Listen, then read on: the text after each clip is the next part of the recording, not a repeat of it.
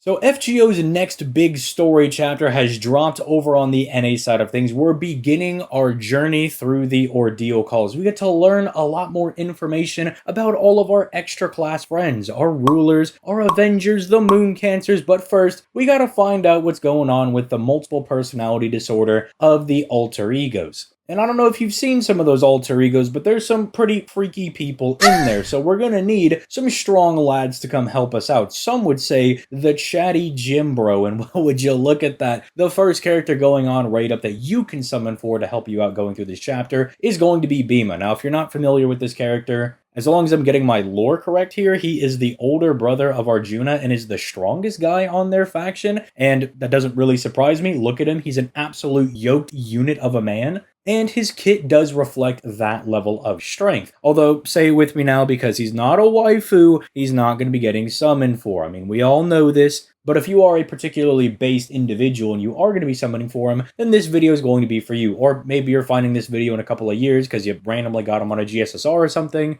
Then I've got good news. This guy is pretty dang good. So as per usual, make sure you strap in, get comfortable, and maybe even leave a like on the video, subscribe to the channel. I mean, that's only if you like being informed on everything that's going on both the JP and NA side of things, as I do upload these videos every single day, and sometimes we put a smidgen of effort into them with some editing. But with that being said, we got a lot to talk about with this guy, so let's just start diving into his kit, starting off with his hits. And Bhima over here is a single target buster character, and I would say his deck is built in a pretty good way for that, rocking the double buster cards, the double quick cards, and the 1 arts card. He's got some pretty solid hits on those, 4 on the 2 quicks, 3 on the 1 arts. And he's rocking a pretty respectable 0.72% NP gain, so crits on this guy are going to be refunding a pretty solid amount of NP back on him, and crits are kind of the main name of the game with this guy. Like, you can do a lot of really big damage on the NP, there's no doubt about that, but this guy is also doing monstrous crits. I mean, again, say it with me now, bro is roided up, so he's going to be hitting really hard. I mean, just imagine if Super Orion could actually do damage on his NP, am I right? But an important thing is that he's also rocking that 5-hit extra attack, which we over here on ZTL Industries love to see as the gold standard, as the extra attack is, say it with me now, a composite card that gens stars, NP, and does big boy damage. However, because he is not a free-to-play, while it is funny to go for his Appends skill and, you know, level up the extra attack to make it stronger, this is one of those characters you're probably going to want to go for his Append 2 on. That extra 20% starting NP can actually be really useful in, say, some 90 plus or 90 plus setups. If you just want to have him delete one really large enemy, that's just kind of making your life a little bit annoying. He also does have a really strong Append against Berserkers specifically.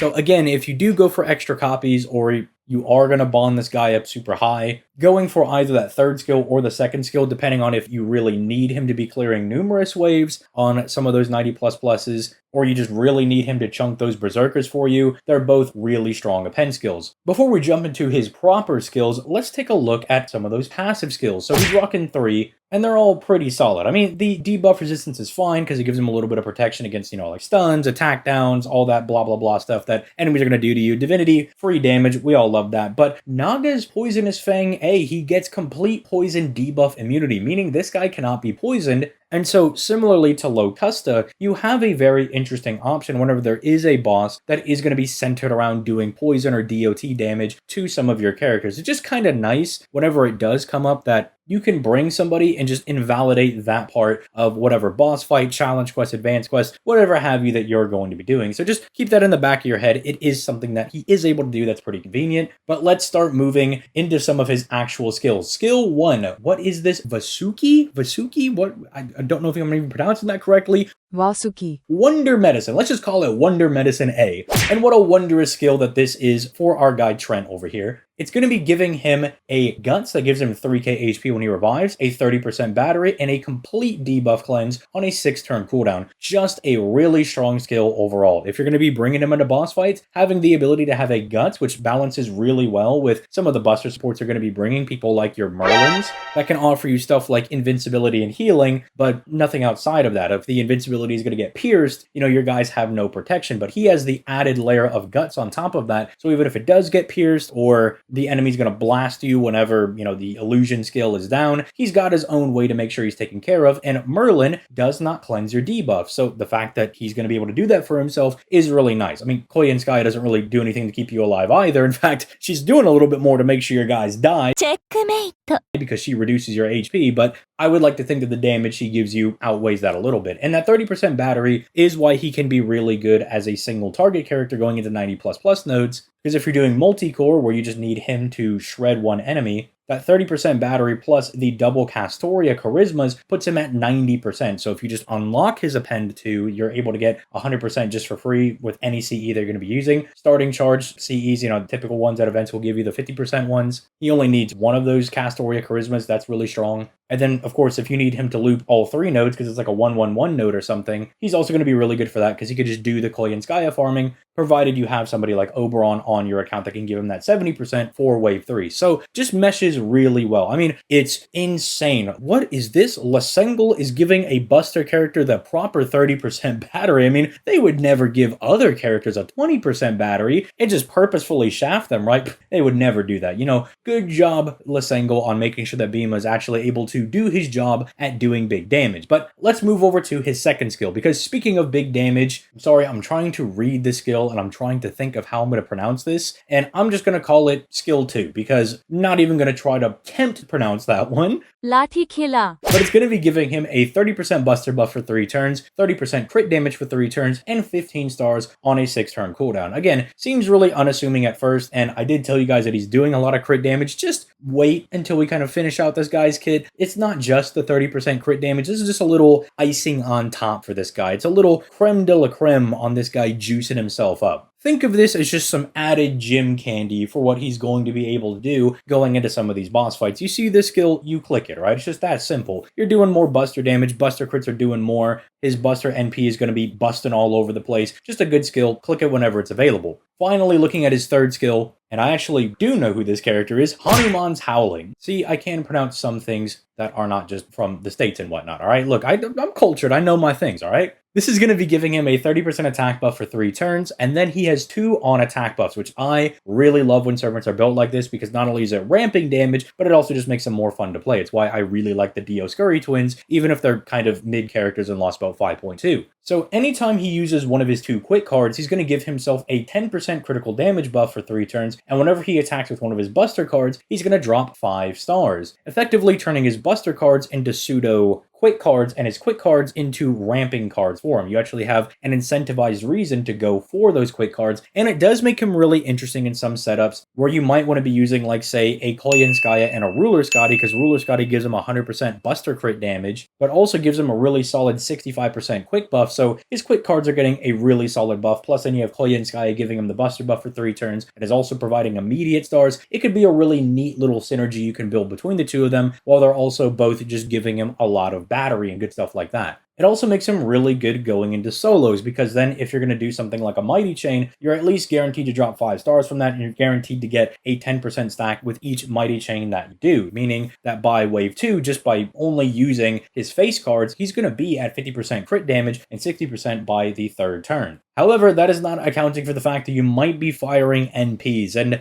okay, let's scroll on down here and let's look at this NP, because it's got some stuff going on. First and foremost, the unique thing about this NP, there are 2 different animations for it, and this will actually show you if you're getting the special damage. So if he just does the normal NP where he just gives them, you know, a big smack with the stick, that's the normal NP, nothing special going on that one. But if he pulls out the freaking massive Spear of Destiny and is gonna, like, whack people with that and send them into another reality entirely, then you've got the special damage. And yes, your eyes are not deceiving you. When you see that it just says further deals additional damage if overcharge is stage 2 or more, that's the Arash effect, that's the Chen Gong effect. He just gets 200% free damage. He's just going to be hitting really hard. But the kicker is that unlike other characters where they at least get like 150% at, maybe overcharge 1, his NP doesn't do anything unless you give him an overcharge, which is pretty easy to do. There are CEs like Demonic Bodhisattva or the Amakusa Shiro one that can give you stages of overcharge depending on what you need. If you just need one plus a starting battery, or if you need a couple over the course of a fight, you can tailor your Bhima over here to be able to do that. Or you could just put his NP behind another NP. You can have Koyanskaya or Merlin go first in the chain, have him go second, and he's automatically going to be at least at overcharge 2. Not hard to do to get this free damage. But the other thing that he's doing is stacking more free damage, because he gives himself a 50% critical damage buff for 3 turns, while also removing not the enemy's offensive buffs, not their defensive buffs, everything they've got. He's stealing their entire life savings. Like the gym rat that stole your ex-girlfriend from you when you were on the fly machine and weren't paying attention, he's going to be yoinking all the buffs off of those enemies, which makes him a really, really strong DPS going into all types of boss fights. While bosses do typically have unremovable buffs, they are still going to be using their skills or are going to be giving themselves buffs on break bars that are removable, and being able to yoink those away from them can make some of these fights supremely easier, especially when you're hitting really hard with your NP because of the free power mod that you have, and because you're stacking crit damage like an absolute madman. Bro is going through critical damage buffs like a gym rat going through their pre-workout. He is huffing, puffing, snorting them, just getting all those crit damage buffs into him so he can turn the enemy into paste. I was not lying when I was saying that he kind of is just Super Orion with a damaging NP, because he's stacking the crit damage faster than the enemy can keep up, while also bonking them with a really, really strong big stick. For those in the audience wondering if he would make a good Grand Lancer candidate, one, I think that's a super cool idea. I think it just really fits for this guy, but his Bond CE does just give him free 30% crit damage and 20 stars when he enters the field the first time. Think of something like Golden Catches the Carp. Not bad for your Grand Servant, because they get to bring this CE on top of another CE that they're already going to be wielding, which is pretty strong for his case. It's just more free damage, and he could just start off with even more stars. Technically 35 stars if you count a second skill plus the Bond CE. So overall, is Bhima worth summoning for? I would say if you are interested in the character, if it's somebody that you would want to summon, maybe you just really like the Karna and Arjuna lore, even if Arjuna's been done pretty dirty in FGO.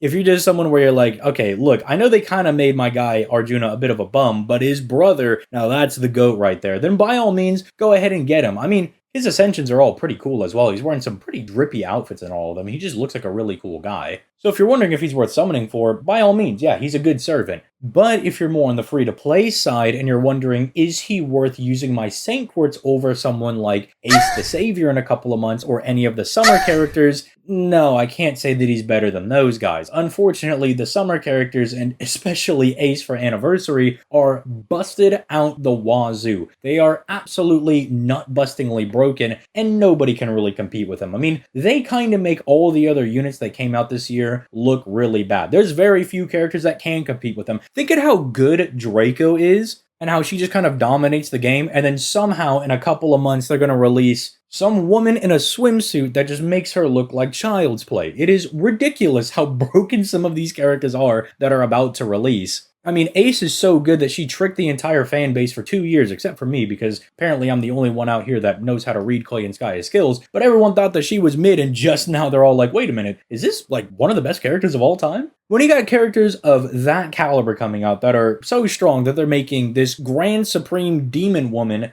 look like an absolute child, and then the other one is able to trick the entire fan base into thinking that she's not good, it's kind of hard for somebody like Bhima to actually compete with them. But if you are more on the husbando side of things, and you're like, well, I just want to get my husbando characters, then by all means, you should not feel bad about summoning for this character, because he is pretty legitimately good. It's just, is he better than some of the other characters that are going to be coming out with Anniversary and Summer right around the corner? Unfortunately not. There is a nice benefit that the 4-star on his banner, who we're going to be talking about in the next video, is actually pretty useful. He's a nice consolation prize while also summoning on this banner, because you'll probably, more than likely, odds would say you'll walk away with at least a copy or two of the 4-star while trying to get this guy. That is not bad, but unfortunately, the summer banners are also really cracked. I mean, the first banner has Chloe on it, and the third banner has, well, they're all good. They're all nuts. They're all nuts to butts broken. So even in banner quality, while they are good characters, they're just not as good as the banner quality of the summer characters we're going to be getting. But if you are going to be summoning for Bhima, let me know in the comment section down below. because I am always surprised. I mean, when Kukulkan was coming out, there were people in the comments being like, sorry, didn't summon for Cuckoo. It's all about Tez, the AC/DC looking guy all the way. So I know there's going to be a couple of people, and I'd love to hear their thoughts